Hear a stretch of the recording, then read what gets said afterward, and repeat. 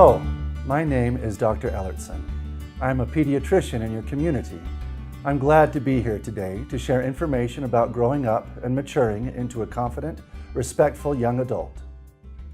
Today, we will be discussing the changes that take place in your body, the importance of good hygiene, male and female anatomy, and physiology. You might wonder, why do we need to talk about this? Well, that's a very good question. This is important to talk about because it helps you know about the changes that occur in your body before they happen, so that you can be prepared and know what to expect. You will learn how to take care of yourself, to stay healthy, and to make sure you get correct information. No two people are exactly alike, but everybody goes through these changes as they grow up. We all develop through various phases in our lives. As a baby, we grow rapidly in the first few years. Then we develop from a child into a youth, and finally into an adult. The time of life when you begin to change from a child into an adult is called puberty. During puberty, the body grows faster than at any other time in your life, except for when you were a baby. Let's take a look at what this change may look like.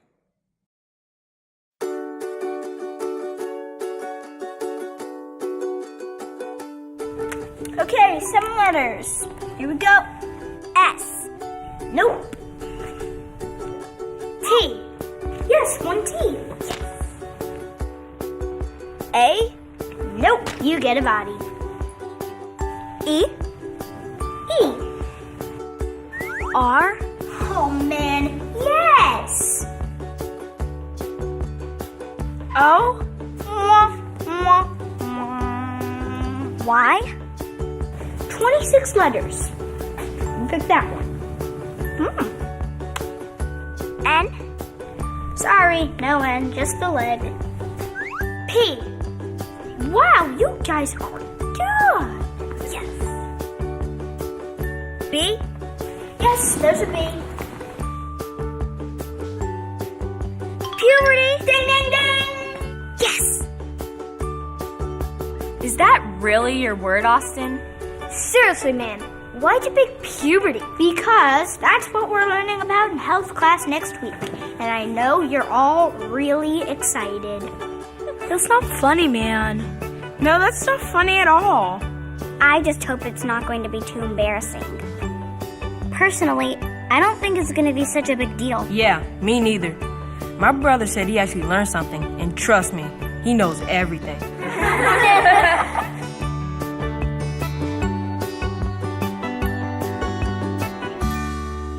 Yes, puberty can seem weird and a little uncomfortable, and you probably have questions you're afraid to ask.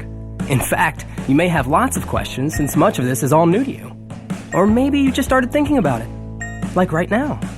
So here's your chance to ask anything. Don't be shy. I'm here to help. Alright, I have a question. So what exactly is puberty anyway? Thanks for asking, Austin. Puberty is a series of changes that your body and all your friends' bodies will go through as you grow up. It may seem a bit confusing or even a little embarrassing, but don't worry. It happens to everyone, boys and girls, and it's totally normal. For boys, you get taller, bigger, and stronger during puberty. Your penis and testicles will get bigger too. Even your voice will get deeper. Your skin and your hair may become oily, and you may get pimples. You'll also start to grow hair on your face and in your pubic area. And you may sweat more and develop body odor. Wow, looks like I've got a lot to look forward to. What causes all these changes? Actually, something really cool causes all these changes. You see, it all starts here in a tiny little gland located under the front of your brain called the pituitary gland. As boys begin puberty, the pituitary gland sends a signal to your testicles to begin making a hormone called testosterone. The testosterone made by your testicles during puberty travels throughout your entire body and causes all the changes we just discussed. Girls go through this process too, but the hormone in charge of their body changes is called estrogen. This all seems pretty weird. Does every boy go through puberty? Like, even my dad? Yes, almost every boy in the world goes through puberty, Xavier.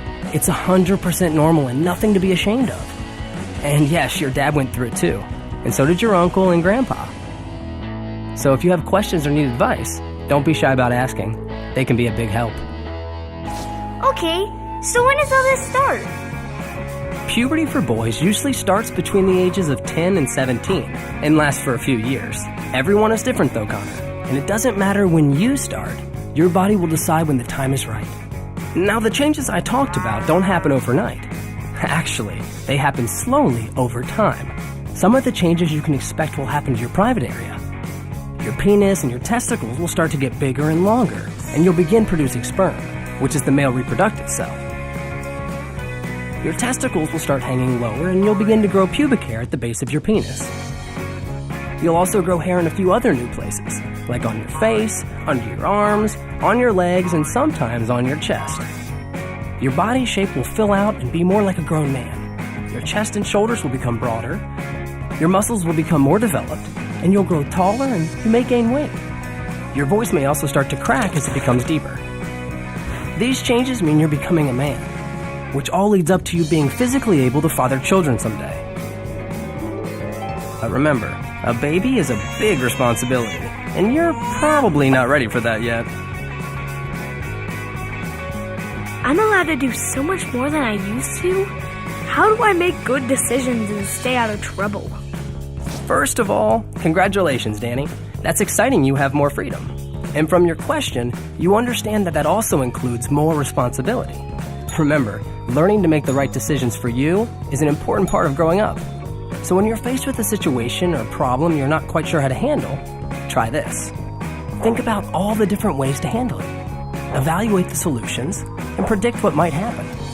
Act on the solution you think will have the best result and see what happens. That way, you'll learn if your solutions solve the problem in the right way. I feel like the shortest guy in class. Some girls are even taller than me. Am I ever gonna get taller? Yep, you will.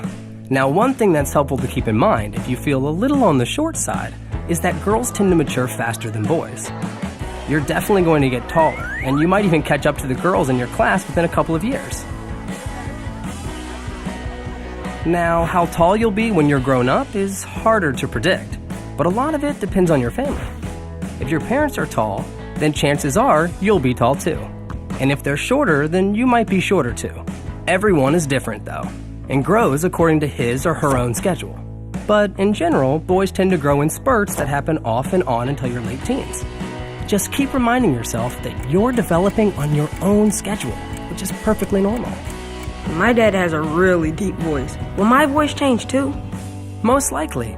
You see, Xavier, just like your pituitary gland and testosterone tell the other parts of your body to grow, they also tell your larynx or your voice box to grow. And when your larynx starts growing, it causes your voice to start to change and sound deeper. Sometimes it does something called cracking as it deepens, which can make you feel a little silly if it happens in the middle of a sentence. But it just means that your larynx is still growing. Eventually, your new voice will settle down and even out. Who knows? You may even start to sound like your dad. Testing. My parents are always nagging at me to take a shower every day. Why do I need to do that? So you won't smell. Now, no offense, Danny, but another thing your body does during puberty is jumpstart your sweat glands. You see, we're all born with two kinds of sweat makers. The first kind is called eccrine glands, and they produce a clear, odorless perspiration that cools your body when it gets too hot. Even babies sweat like this because your eccrine glands start working as soon as you're born. The second type of sweat glands is called apocrine glands. These get switched on during the hormonal changes of puberty.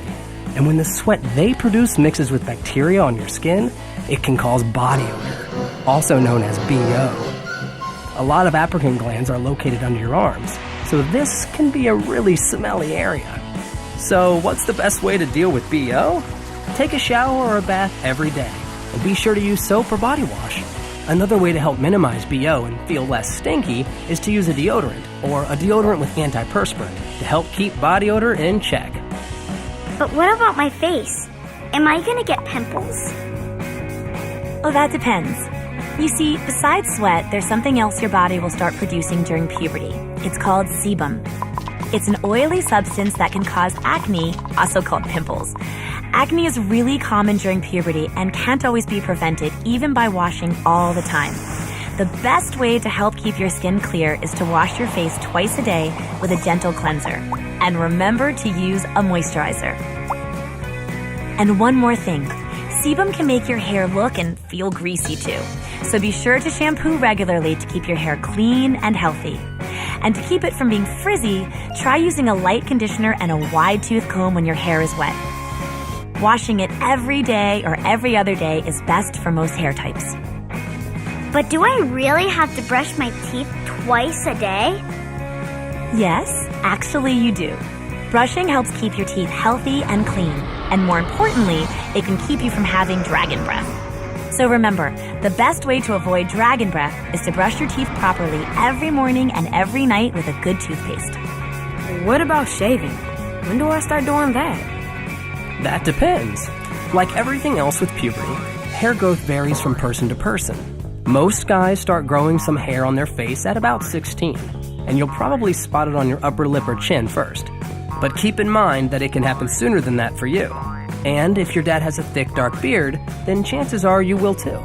So when you think you're ready to start shaving, talk to your dad or an older brother and ask them to show you the ropes. Shaving can be a little bit tricky at first, so it's nice to practice with someone who's been doing it for a while. And be sure to have your own razor. That's definitely a safety must. Just remember, like anything else, you'll get better at shaving with practice. Plus, your beard will probably grow faster and thicker as you get older, so you may have to shave more often as an adult. I can't believe I'm asking this. But sometimes my penis gets hard. What's that all about? No need to be embarrassed. It's supposed to do that. When your penis gets hard, it's called an erection. Erections are 100% normal and happen when the blood vessels in your penis fill with blood. There are lots of causes for erections, even if you aren't thinking about girls or sexual things. Sometimes they can happen for no reason at all, which can be a little nerve-wracking depending on where you are. But don't worry too much if you get an erection in public. They aren't as noticeable as you think, and they usually go away fairly quickly. Okay, but if erections happen for no reason, why am I getting them at all? As embarrassing as they can seem right now, erections are an important part of the male reproductive system. One of the biggest changes your body goes through during puberty is that your testicles begin to produce sperm, which can fertilize a female's egg in order to make a baby. But what about size? Does it matter how big my penis is? Nope, not at all. Penises do vary in length and shape from person to person, but not as much as you may think. The size of your penis has absolutely nothing to do with how manly you are or whether you can become a father one day. So don't worry about it. Sometimes I wake up and my pajama bottoms are sticky. Is that normal? Some people call what you're describing a wet dream, or what your health teacher calls a nocturnal emission. Wet dreams happen when you ejaculate in your sleep.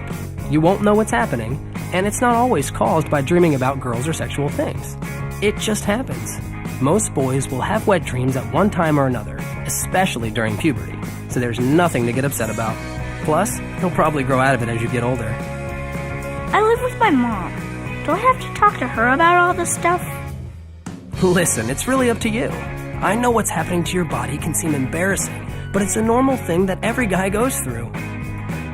And of course, your mom doesn't know what it's like to go through everything you're experiencing, but she does understand why and how it happens. So if you feel comfortable talking to your mom about the changes you're seeing and feeling in your body, then great. She may actually surprise you with how cool she is about it. If you prefer not to talk to her, though, that's fine too.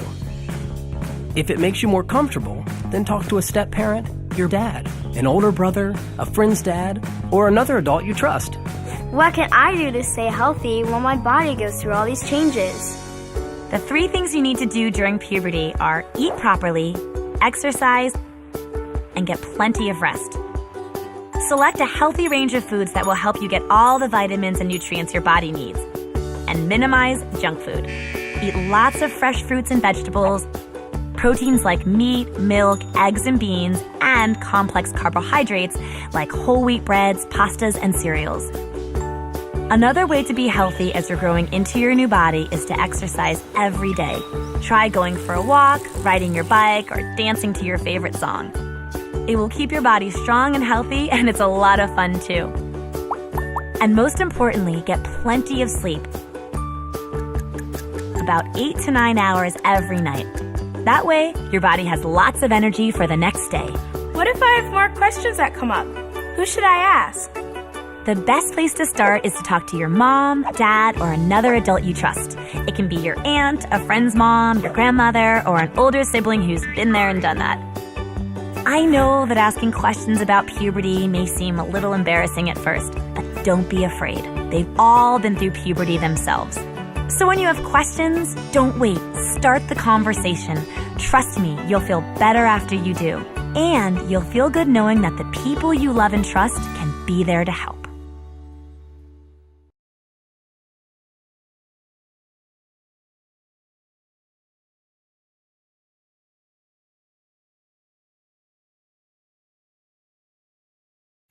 With all this growing and developing going on, some boys may be uncomfortable with how their bodies are changing and how they look. If you have questions about puberty or are worried about the changes in your body, be sure to talk to your parent, doctor, or other adult you trust. Changing into a young man means a boy's voice cracks and eventually becomes deeper. Their penises grow longer and wider, and their testes get bigger. All of these changes mean that their bodies are developing as they should during puberty. We call different body parts by names. Here is an ear, a knee, and an ankle. These are public body parts because they are not always covered by clothing. Sometimes when people talk about private body parts, like the male and female reproductive anatomy and physiology, they use words and sayings such as "that thing down there" or "my privates," or slang as substitutes for what they really mean. This can be unclear and or confusing and make communicating hard. Using correct terms helps us to show respect, to be confident, and not to be ashamed about your body. When asking questions and discussing sensitive topics, communication is open and information clearly understood. We are all here because of two cells, a sperm cell and an egg cell. The sperm cell is produced by the male and the egg by the female. They are both very tiny.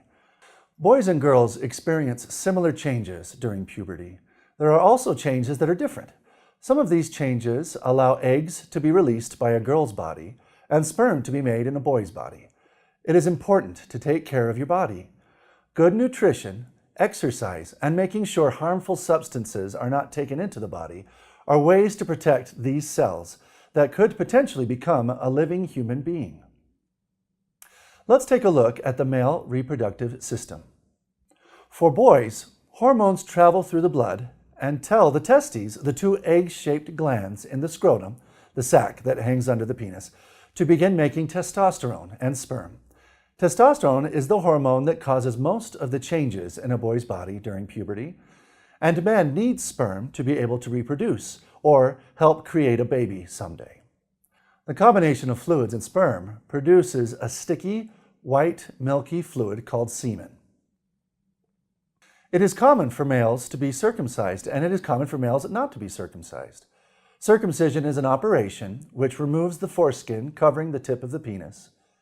Parents often make the choice to circumcise or not to circumcise a boy based on religious beliefs, culture, family tradition, etc. Uncircumcised males can gently pull the flap of skin back and wash it when they shower or take a bath. This is the glans, or the head or tip of the penis. This is the passageway or hole where urine or pee and semen leave the body. The soft sac of wrinkly skin that covers, holds, and protects the testicles is called the scrotum. The scrotum helps the testicles stay at a temperature a little cooler than the regular body temperature. This helps with the production and storage of sperm cells. When it's cold, the scrotum becomes very wrinkled and brings the testicles closer to the body. When it's warm, the testicles hang lower and the surface of the scrotum is smooth. The scrotum is usually darker in color than the rest of the skin. Pubic hair can grow on the scrotum. The testicles are where sperm and testosterone are produced. Testosterone is the hormone that causes most of the changes in a boy's body during puberty. The epididymis is the tube where sperm are stored and mature. It is tightly coiled on top of and behind each testicle.